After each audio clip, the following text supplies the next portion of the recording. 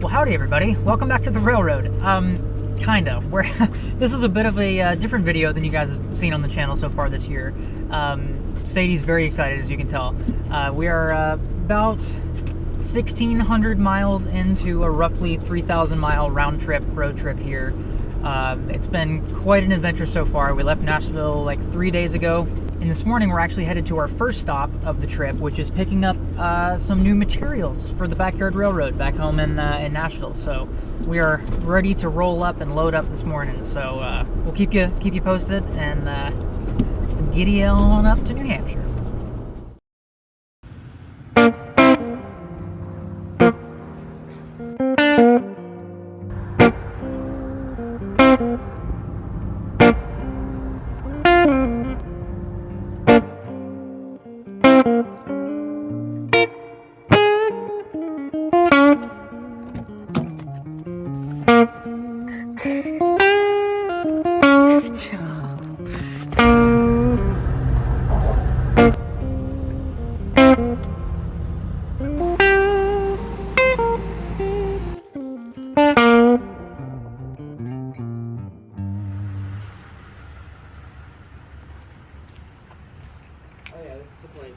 This is the place. So first and foremost, I just want to say a huge thank you to my good buddy Colt Stewart. He was kind enough to make this connection for me with the seller of this rail, and I certainly wouldn't have been able to clean out this loft nor load my trailer without him, so I greatly appreciate him spending his day with me packing up all these bits and pieces for the new railroad. So, get the ladder in the tracks. Probably want to take that switch down first. Yeah. And I see the ladder there. Carefully pass the stuff down. Unpacking. Oh wow. Wow. This is like a building that I would dream of. Oh yeah. This just screams New England barn too. This is so beautiful. Oh. Ow.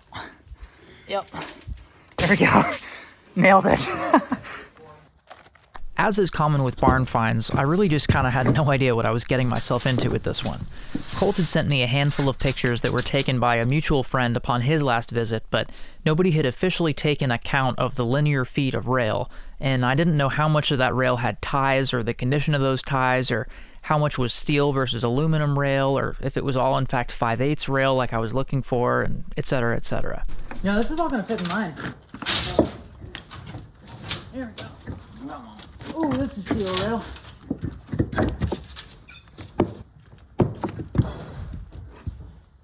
This is steel rail.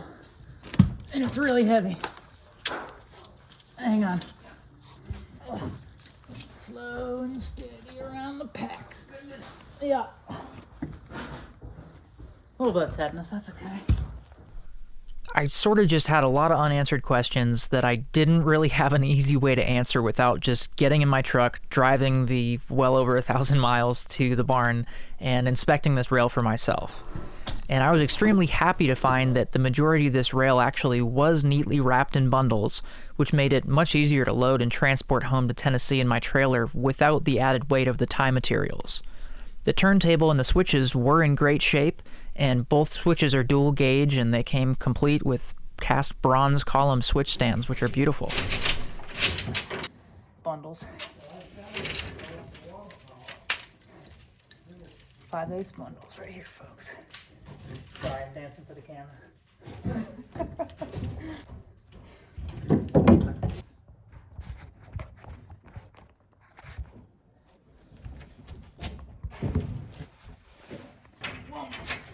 Steel.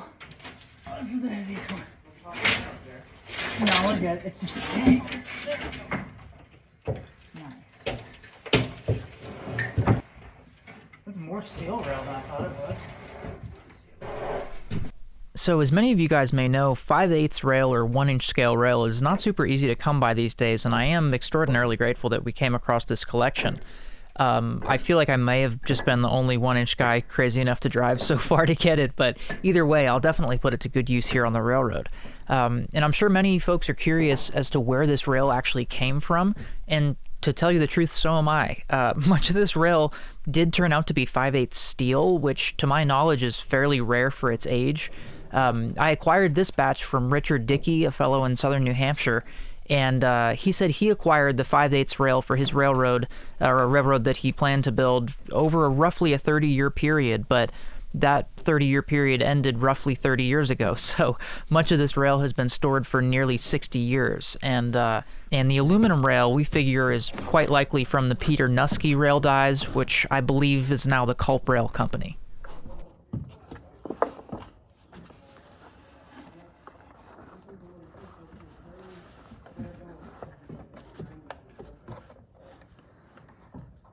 This ladder's different. I want to make sure that You're good. Yeah, this is the total non-picky part, so wherever it goes. Thank you, though, man. You'll see now most of what we're moving is several hundred feet of dual-gauge, cedar-tied, 10-foot track sections. All these sections, as well as the switch, were laid with scale steel spikes. Although these spikes aren't super practical for maintenance, they sure look cool in my opinion. Most, if not all, of this track will be retied and laid as single-gauge 4 3/4.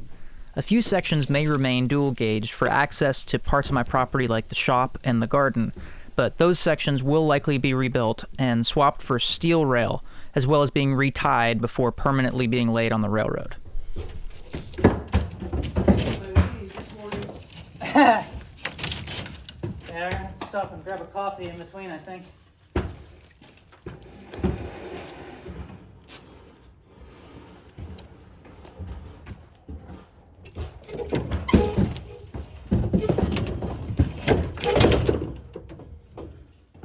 Dry rod, you know.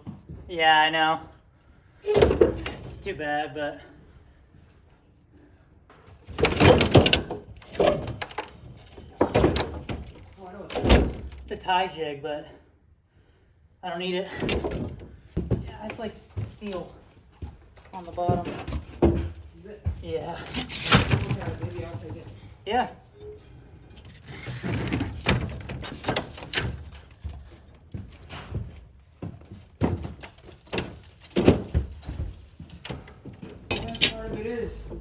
I'll get to take a trip down to Tennessee and be rewarded by doing a bunch of track work.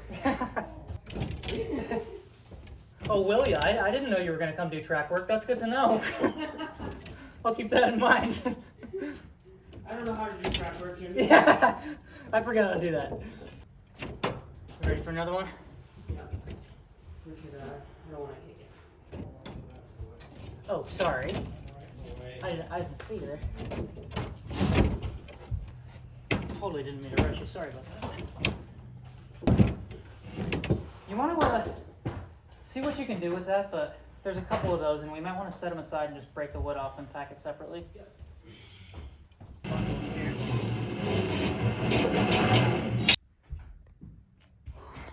Oh, we got one pile down. One down, 5 more to go. Yeah. We're doing it. Getting there. Getting there. A couple of tie jigs. Rail, and then...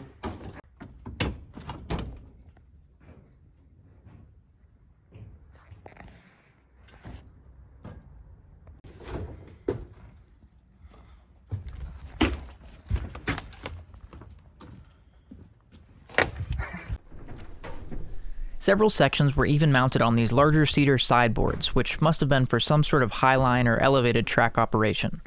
You'll notice we had to cut several of these sections down to fit in the trailer, but we tried to avoid cutting rail lengths by pulling spikes and strategically cutting the sideboards. I think we only ended up having to cut 4 rail lengths, or 2 sections, which I was extremely pleased about. This rail is always much easier to work with in longer sections, so keeping as much as possible in 10-foot lengths was great. If I had been forced to rent a shorter trailer to haul this load, I wouldn't have been nearly as lucky keeping these 10-foot lengths, so I'm very grateful my trailer was back in service for this occasion.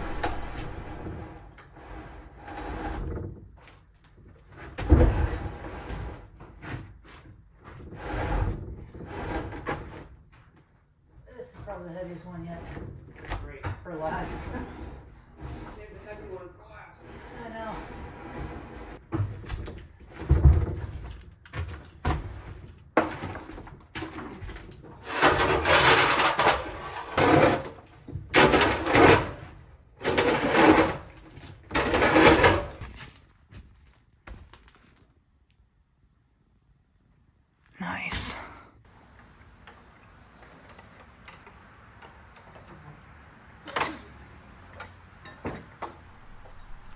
So I was very pleasantly surprised that we were actually able to get this whole load of rail into my trailer, with the exception of a little bit of scrap wood that Colt was kind enough to take and haul off for us.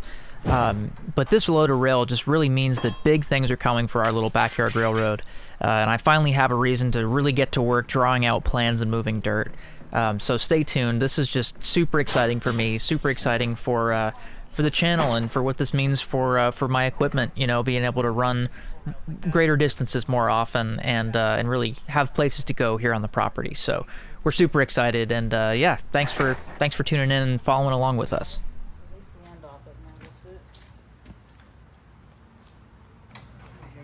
You ever get that deja vu feeling? Yeah, I know. Yeah, this is oddly familiar, isn't it? I feel like I've done this before. Look now. Right.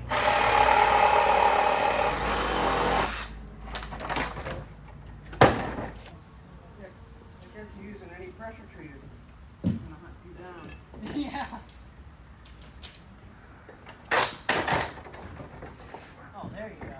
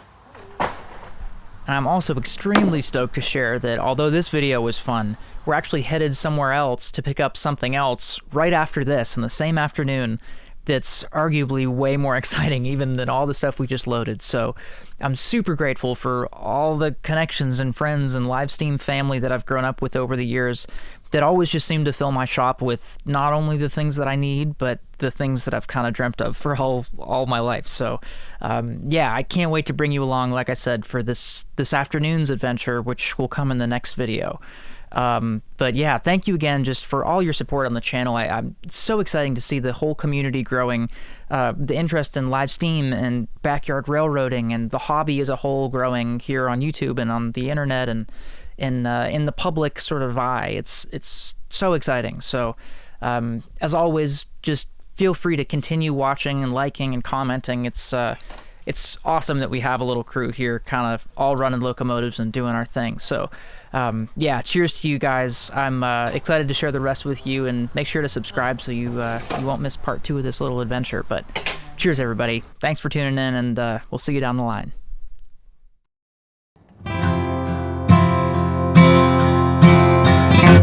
Thank you.